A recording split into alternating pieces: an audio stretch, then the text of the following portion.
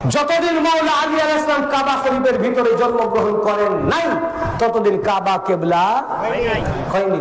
যখন মাওলা আলী জন্মগ্রহণ করলেন কাবা শরীফের ভিতরে, তারপরে আল্লাহর হুকুম হলো রাসূল পাক কাবাকে কিবলা করলেন।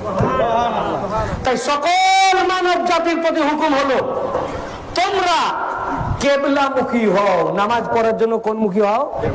কাবার দিকে। কাবা কি?